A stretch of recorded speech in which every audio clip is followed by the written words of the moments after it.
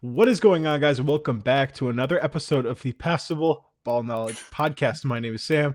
Thank you for joining me. That's Aaron. As you can see by our new lower thirds, we are working a new software, StreamYard, which we actually like a lot more than Zoom, which was our previous one. But yeah, we're working out the kinks. So All yeah, right. Aaron, how are you doing? I'm doing pretty good. Um, Yeah, yeah, it's fun. Fun time. fun time indeed. All right, we have a lot of stuff to talk about, a lot of big news, but before we get all into that, I think there is an elephant in the NFL room, if you will. Marshawn Nealand, just extremely sad. Um, what happened there with him? My thoughts and Aaron's thoughts and everybody's thoughts are with his family, and it's just very tragic. The seeming outcome and the seeming reason and things that went down transpired. So yeah, we want to say we're hoping the best for his family at this point, and yeah, it's very sad at the end of the day. So rest in peace, Marshawn Nealand. And yeah, I'm sure that there are a lot of heavy hearts in Dallas with what's really a terrible event. So just had to get that out of the way. Obviously, that is kind of the big piece of news today, but we're not going to be spending a lot of time on that. We're going to be kind of talking about the big games this week, the big headline of the week. I think we'll just jump right in there with Kyler Murray being benched. This is obviously uh, a huge news story in the NFL. Essentially, Jonathan Gannon came out and said, "Well, listen, Kyler won't start this week. It'll be Jacoby." But they said, "Oh, it's because Kyler's injured. That's why Jacoby's going to start. It's because Kyler's hurt." But it's actually turns out that hey, we were going to start Jacoby whether Kyler was healthy or not. So essentially, he has been benched, and you can kind of get the sense that this is the end of the Kyler Murray era in Arizona. Aaron, your thoughts on this real shakeup for the Cardinals organization, and they seem to be going in a new direction totally. Um, I think it's the right move. This team has been, a extremely flat team the last like 3 or 4 years at this point. And Jacoby has looked better than Kyler has this year. I mean, he's not throwing as many picks, he's throwing the same amount of touchdowns, um, essentially the same amount of yards. He's just looked better, and I think it gives this team a better chance to win. Um, every game. And is Jacoby Brissett a franchise quarterback? No, but you know, he's better than Kyler. And I think Jonathan Gannon is kind of in this mode of just how do I save my job at this point. Um, like I said, this team has been very flat, very unimpressing ever since he's kind of gotten there. And yeah, I think it's the right move for them to do. And Jonathan Gannon is doing anything to win games at this point with this team. Yeah.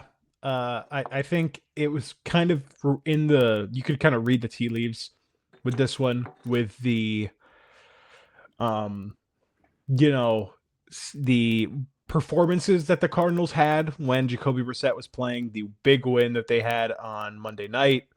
I think it was kind of foreseeable that this was going to happen. I think the bigger outcome, though, and the bigger kind of piece of this is where could Kyler Murray fit? Because, I mean, presumably, this is not the end of Kyler Murray's career, right? Like, we're not coming out and saying it's the end of his career. I don't believe that they can cut him. I believe he still is on a hefty contract. Let me pull up those details here and see what's going on. So, in 2022, Kyler Murray signed a 5-year, $230 million deal. He still has 2 years left after this year. If the Cardinals were to cut him this year, if he was a pre-June 1st release, they would inherit $57 million in dead cap. If he was a post-June 1st release, they would inherit $17 million in dead cap. Oh no, I'm sorry, I lied. If they cut him pre June 1st, 57 million. If they cut him post June 1st, 50 million. If they trade him pre June 1st, 17 million in dead cap. So the dead cap impact there is very different depending on whether they cut him, whether they trade him, whatever they want to do there. Uh, I think it's really interesting to talk about where Kyler Murray fits as a quarterback in the NFL because I think a lot of people are going to presume that like the number one location for any quarterback this offseason is probably going to be the Rams, presuming that Matt Stafford ends up retiring.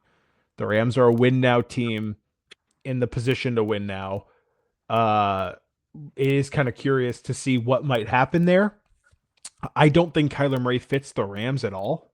I think he's just can't read defenses at the caliber that is required for that offense. So at that point, it kind of becomes an open discussion. Where does Kyler Murray fit as a quarterback across the league? I mean, a couple teams come to mind. Pittsburgh is a team that comes to mind. The Dolphins, the Jets, the Browns. Like these are not very attractive locations, but it's where he could realistically fit. There are not a lot of NFC teams, maybe New Orleans, like I said, maybe the Rams, but like that's five teams that Kyler Murray could realistically go to.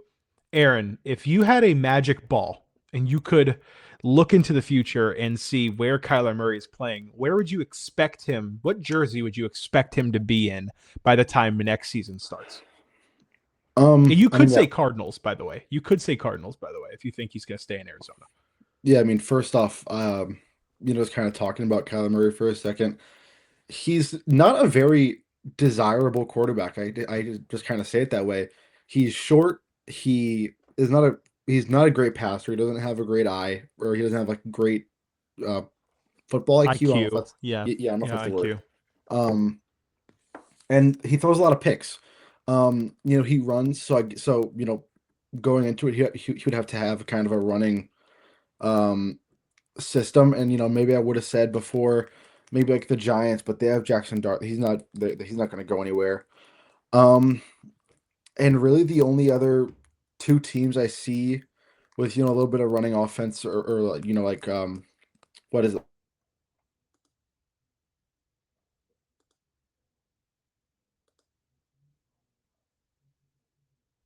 Really? I mean, I don't think Kyler Murray is a guy you want as the Jets. If you're trying to rebuild and you just got all this draft capital. Um, but I don't think Justin Fields is going to be there next year or the year after this year.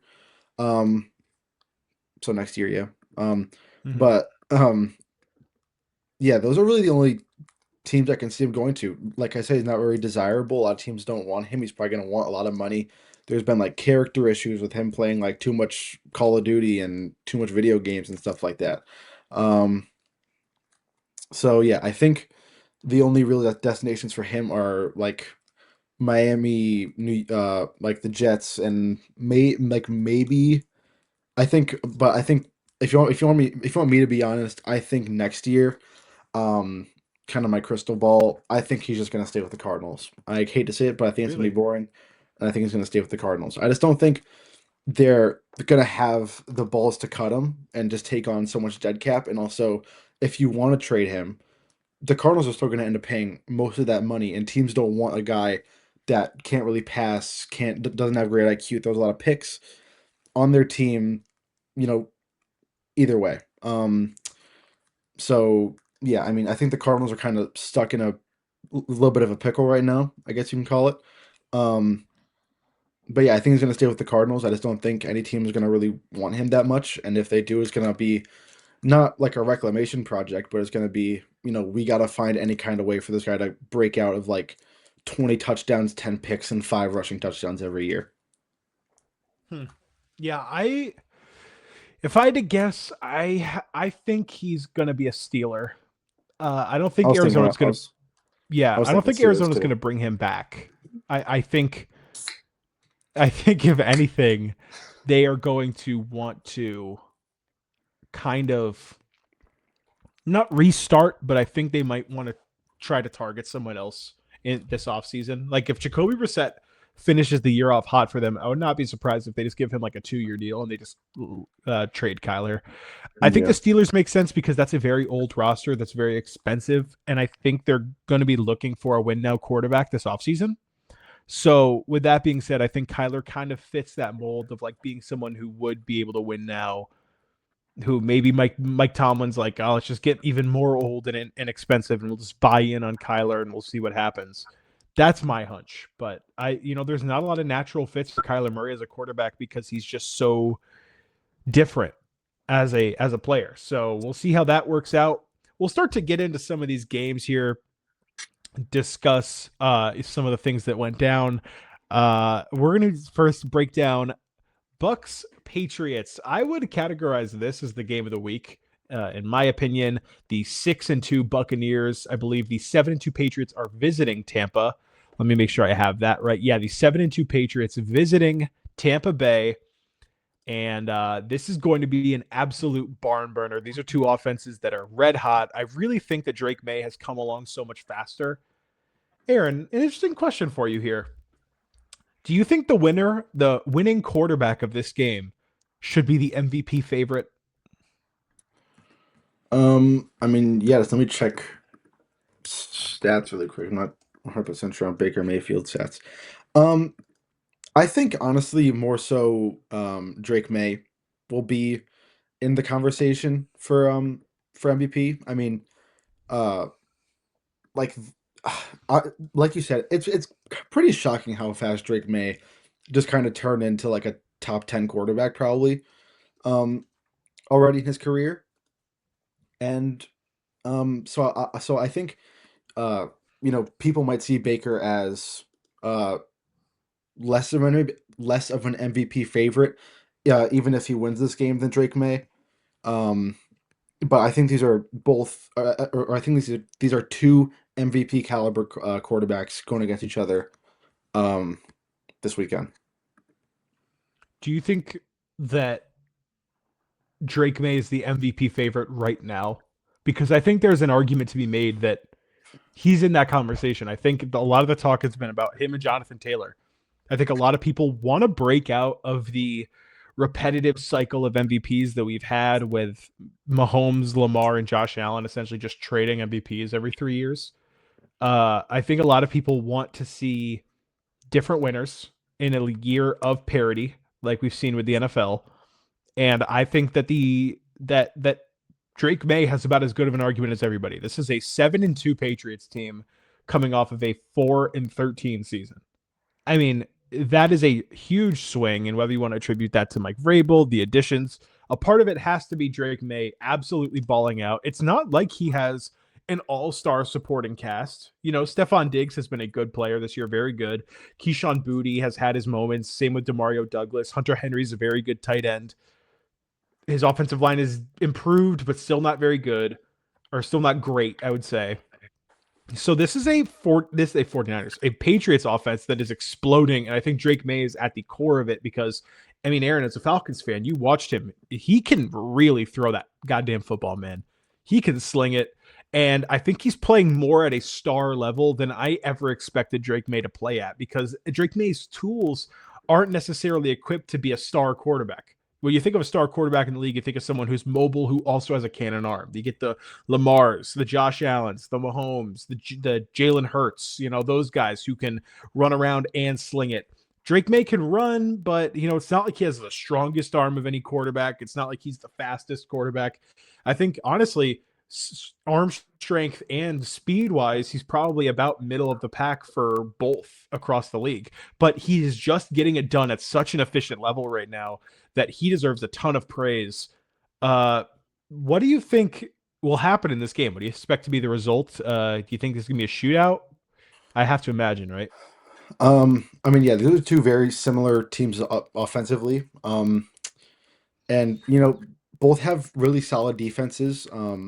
In the grand scheme of things, but I think this game, yeah, I think this game's gonna be a shootout. This is gonna be a great game. I mean, I can't wait to watch the 1 p.m. game. And I think this will almost tell us I think whoever wins this game is probably gonna be in there like respective conference championships. They both might be. I think they both played enough um, to be there. But yeah, this game's gonna be a shootout, and I think, man, the Patriots are just so hot right now. They won like seven, like 6 in a row. six, yeah.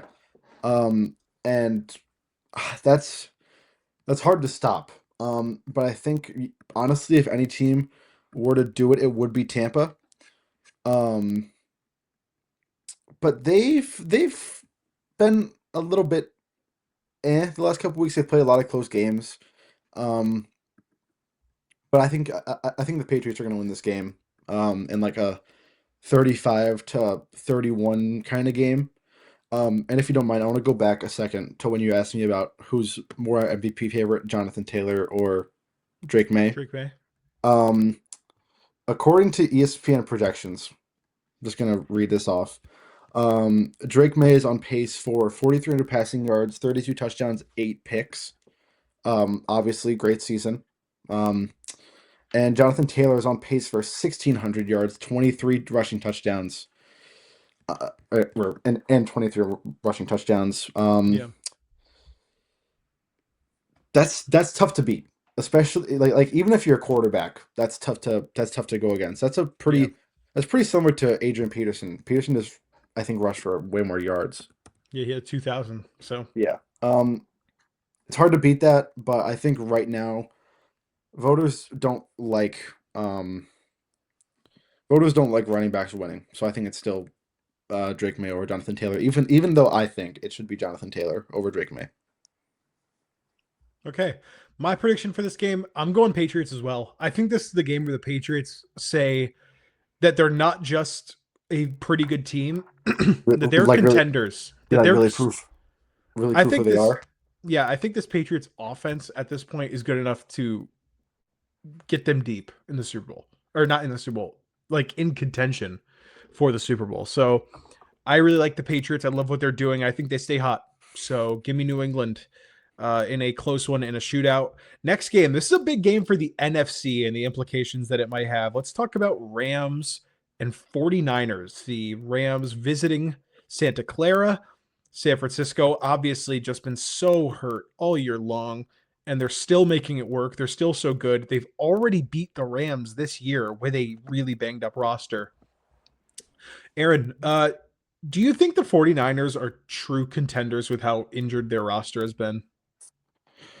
Um, I hate to say it, I don't think so. Well, I don't hate to say it. I don't like the 49ers that much. But I don't think so. I think when you're looking at every other team, you see how strong their defenses are, like healthy. Look at the Lions. They still have a great defense, right? I think.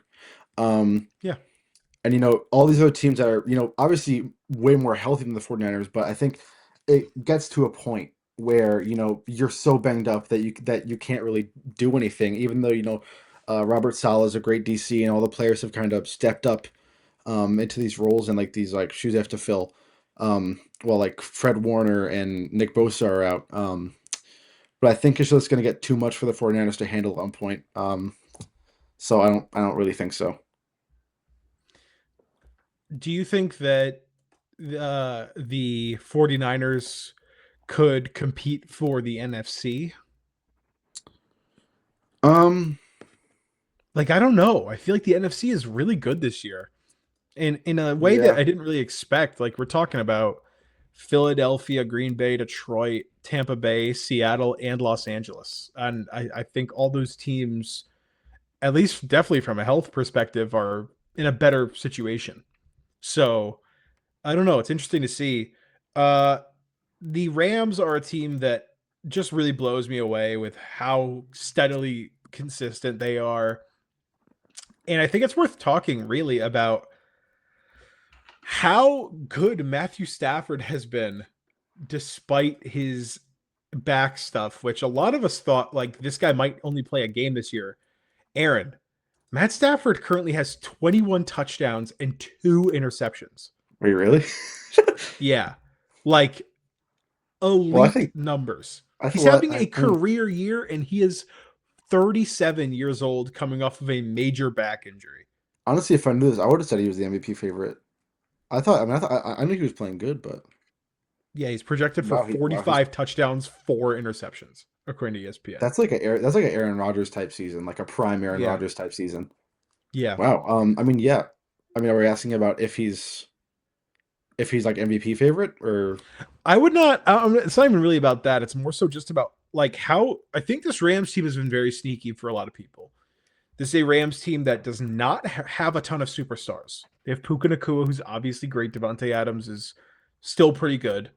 This is a defense that does not have a lot of superstars. Matt Stafford really isn't really that crazy like of a household name necessarily. Yet he's just been so good for them, and he's playing at a different level in his career that really needs to be talked about. I think this game has really big implications for the NFC as far as like the NFC West being so close where you have 2 6-2 teams and then a 6-3 team. The Rams can, in a way, really squash the 49ers' hopes and dreams this year with like a dominant win. If the Rams can beat the 49ers like 35-10 and they expose them with as many injuries as they have and with all the things that they've been battling, if they can, find a way to like exploit them and it's clear that the Rams just have a better talented team and it doesn't even look like the 49ers should have showed up to play, I think this is a game where the Rams can kill a lot of the 49ers dreams because this 49ers team is essentially running on the power of friendship yeah. and really good coaching. If they get smacked down really hard, I don't know if they get up off the mat.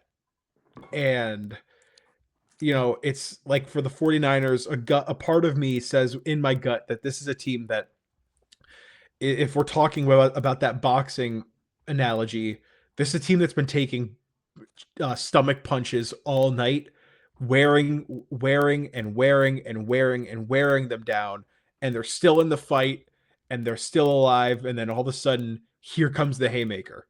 And when those body punches really start to take a toll on your stamina and how your body's feeling, when you get knocked down, it is really hard to get back up. So Yeah. I'm going to be interested to see whether the Rams can kind of kill the 49ers here. My projection for this game, I will say the Rams win. I just think that the Rams, like on paper, the 49ers are talented, but at one point, there is a line. There's a point where you just can't do it anymore. And I think the 49ers might hit that point this week. Give me the Rams 27-17 in this game. I think the Rams are going to win heavy. I think they're going to dominate the game on all three phases, and give me them to beat San Francisco at home. Yeah. I mean, there's only so much you could do with this defense the 49ers have. They're hurt. Um, but I think the 49ers are going to kind of hang in. But at the end of the day, I think the Rams are going to win this game like 24-14, kind of like around your score. Yeah. So next game. This is another kind of sneaky under the radar game as far as the implications that it might have for the teams. Let's talk about Steelers Chargers on Sunday Night Football. The Steelers are. What are the Steelers? We were gonna do. We still might do this too, where we're gonna do a like fake awards show. We're gonna make awards and we're gonna give them to NFL teams and players, make up awards. And the Steelers are a team that's like, do I believe in you? Or do you suck? No, no. Oh, that's a good game. Oh, no, I'm sorry. You actually suck. Because if Yeah. you go through and you look at the Steelers' season up to this point, it's just been so confusing for Pittsburgh. I mean, you want to talk about an absolute roller coaster, a team that just is like having trouble putting back to back games together. Like, let's take a look, right? Week 1, they beat the Jets 34-32. Not, like you win, but that close against the Jets, that's tough. And then they get blown out by the Seahawks at home. Maybe this team isn't that good. Oh, they went to New England and beat the Patriots. That win looks pretty good now. Okay, now I can start to believe it. They beat Minnesota in London. They smacked down Cleveland at home, and this team is 4-1. And you're like, oh man, the Steelers might be like legit. They lose to Cincinnati with Joe Flacco. They lose big to the Green Bay Packers at home, and then all of a sudden now they're 4-3, and you're like, oh, okay, so this is the good old fashioned 2020 Steelers, the team that goes 10-7 and you know loses in the first round. And then they kicked the crap out of the Colts last week in the worst the Colts have looked all year, and they really went out and captured that game. The Steelers are just a weird team, and I don't know how to feel about them. Aaron, how do you feel about the Steelers right now? Um, I really have no idea. They're kind of like they're very similar to the Cowboys, but I think they're better. But they're kind of like the Cowboys where they go out and put up like 45 points in one game, and then the next game they come out and they put up like 17 points Yeah. yeah. So it's just they're a very confusing team. It's really hard to you know what to make of them. Um, I think although I do think after all they are a solid team. I think they're going to end up making the playoffs just because of how weak that AFC North division is this year. Um, but if they do, I don't think they're going to go very far in the playoffs this year. Well, you're talking about how weak the AFC North is. I think there's a sense around the league that the Ravens are coming for them, right? Like that's the vibe. They look good with Lamar. They've put together back-to-back wins. If the Steelers even lose a couple steps, the Ravens are all of a sudden going to be way out in that division. They are going to have it. I think the Steelers need to keep up their aggressiveness. They need to stay, above at least 3 games above 500, and they need to keep moving forward because they just can't afford to lose any ground. And this is a good Chargers team that's coming to play them. And this is another team in the Chargers that I don't know how I feel about this team. In the first 3 weeks, they look like Super Bowl contenders. Then they had like back to back losses and they got blown out by the Commanders. And, they have these weird games where it's just they don't look that great. So this is going to be a game of two teams trying to solidify their like identity and solidify their stance in the NFL. At the end of the day, I like LA in this game. The Steelers have not been able to put back-to-back weeks together. The Chargers are dealing with a lot of injuries on the offensive line, but I think at the one point the quarterback does come into play. And I just think that the Chargers quarterback is the quarterback that can go out and win you a football game, and 40-year-old Aaron Rodgers just isn't that anymore. So give me LA at home, and I'll say it's actually kind of a high scoring one. I'll say 34-31 LA on Sunday Night Football. Um, I'm gonna take the Steelers in this game. Um, I don't know. I'm starting to get a little skeptical of the Chargers. I was pretty skeptical of them when Mm. they kind of went on that losing streak. They've won back to back, but against two not very good teams. And they have losses like similar to who I think the Steelers are. Like I think the Steelers and like the Commanders are on like a very similar like range, even though the Commanders obviously have a worse record, but that's mostly because Jane Daniels has been hurt a lot of the Mm-hmm. season. Um, but I think they're two very similar teams, and I'm not the type of guy to say like, oh, just because they lost this game, they're gonna lose this game too. Sorry, but I think it's just gonna be a Chargers game, or not Chargers game, a Steelers game. I think they're gonna win like 17-10 kind of thing. Mm. And yeah, and also I don't think, especially for the Chargers, I don't think being at home makes much of a difference, especially when you have Steelers fans. They travel really well. When the Falcons played them, they were half of the goddamn stadium. Um, so yeah, give me the Steelers in this game. Real fast, we were talking about how the Steelers can't lose a step at all. If we look at their back half of their schedule, they have the Chargers this week, then they have the Bears, the Bills, the Ravens twice, and the Lions. So they are going to play really a gauntlet in these last, 9 games or so. So this game is pretty pivotal for them. to put their foot in the door and really say, no, we are a playoff team. We're going to be in here. We're going to win. So that's an important game for the Chargers. We're going to go to another important game for specifically one team, I think. It's the Green Bay Packers, who are taking on the Philadelphia Eagles on Monday Night Football. I think a lot of people circled this game at the beginning of the year because the Packers were a team that really looked like a Super Bowl contender, like looked like the Super Bowl favorite across the NFL. And then they kind of looked poor. They've looked poor, and then they came back and they look good, and then they lose to the Panthers at home. It's just a bizarre season for Green Bay. I think a lot of people had this game circled because this was them taking on the Super Bowl champions, the reigning Super Bowl champs in their own conference. This would be the game for the Packers to seize the crown and say, listen, this is ours. This is our conference. This is our conference to lose. Here we come. And they just can't seem to really take a firm grasp of the NFC crown. So, Aaron, as far as the Packers go, how much does this game mean for you to determine who the Packers truly are? Um, this means a good amount. I will say the Eagles haven't been quite as good as I thought they were going to be going into this year, but they're still a really talented team roster wise.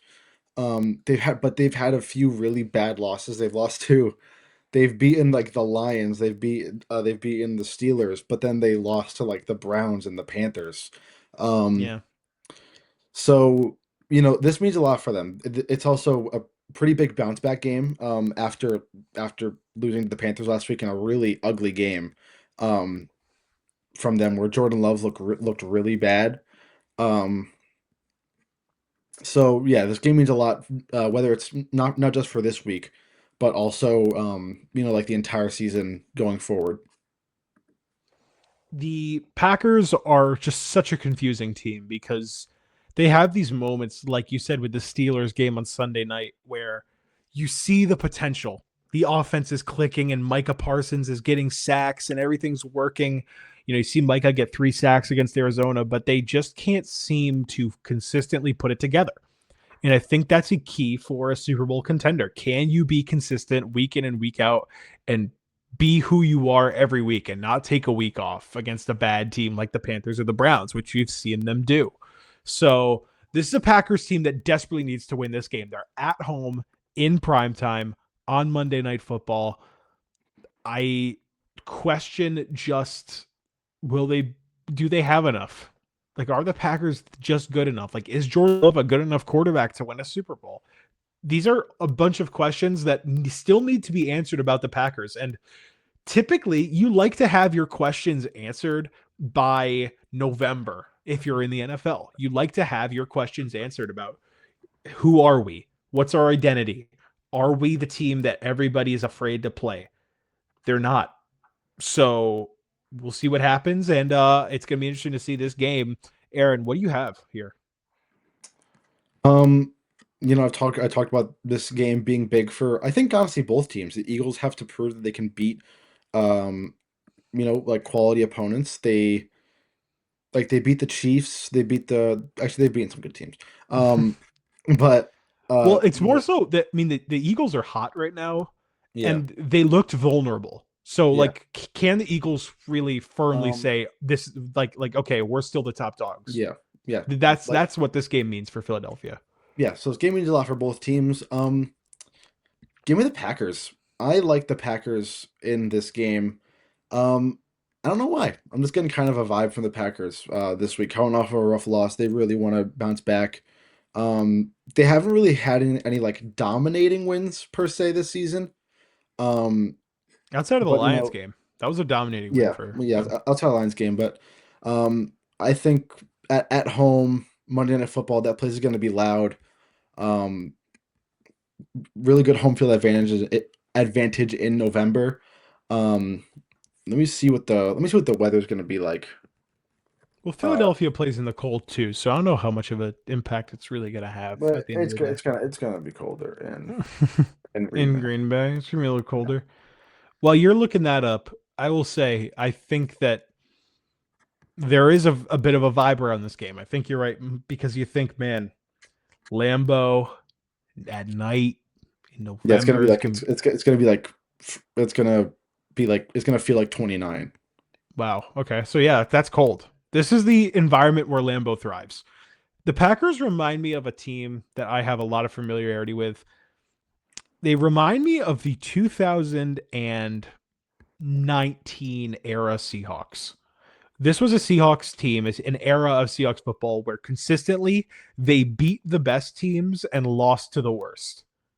Like they would like the in 2018 the Seahawks would like beat the Chiefs and lose to like the 5-11 Cardinals. Like that's what would happen, and they would just win these games where you'd think they have no chance, and then in the games that you like, oh okay, well we're gonna have this one in the bag, they'd end up losing it. That feels like this Packers team. I think this is a Packers team that shows up for big games, and we've seen them play very well on prime time this year. And I like how Lambeau looks at night at home, primetime football.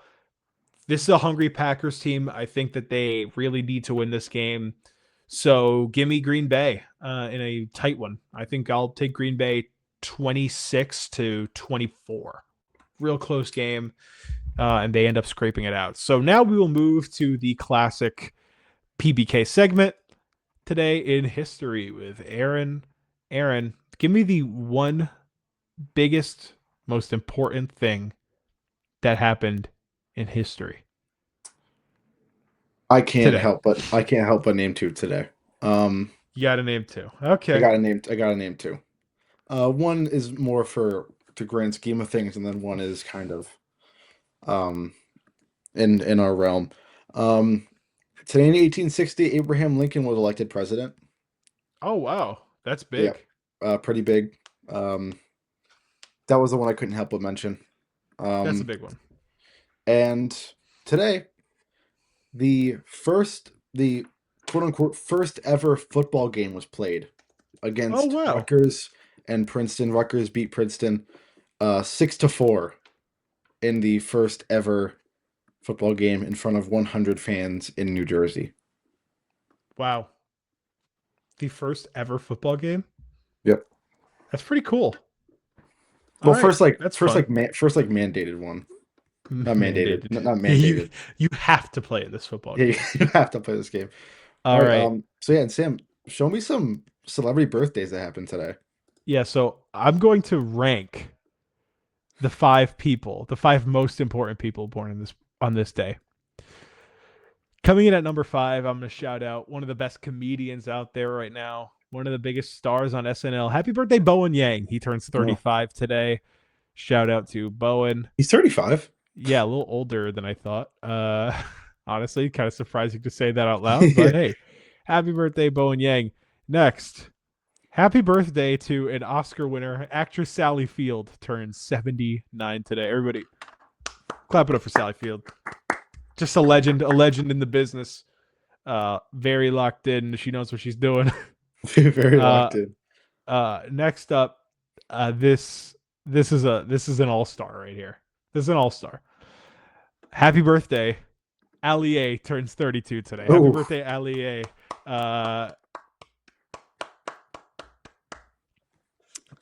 And number 2, this is another legendary actress. She's, kind of one of the modern titans of the craft. Emma Stone today turns 37 years old. Happy birthday, Emma Stone. I love La La Land. La La Land was very good. Shout out Emma Stone. And lastly, this is single-handedly the most important person born on this day. He's also the best person born on this day. I don't know him personally, but I'm just going to go out and say this is the single best person born on this day. Ladies and gentlemen, Sal Vulcano turns 49 today. Happy birthday, Sal Vulcano of the Impractical Jokers. What a legend. What a legend. And I want to give a quick shout out, by the way. This is an honorable mention. Kind of character actor and TV actress June Squibb turns Oh, 96 years old today. still acting, still going at it. Shout out June Squibb. 96 years old, an incredible run, and she's only getting started on the train to the oldest Great person to to ever greatness. live. How old is the oldest person? I think like Uh, 121. let me see here. Let me just confirm.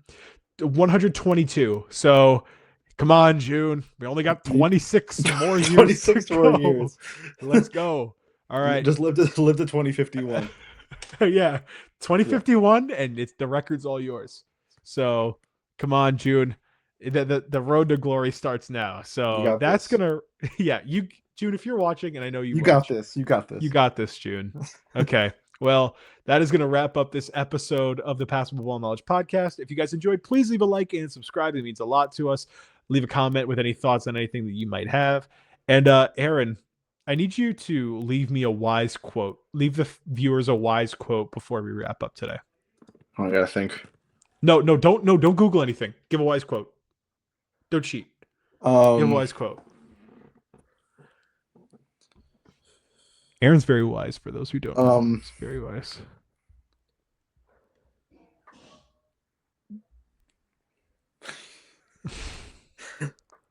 the ones you love are the ones you trust the most.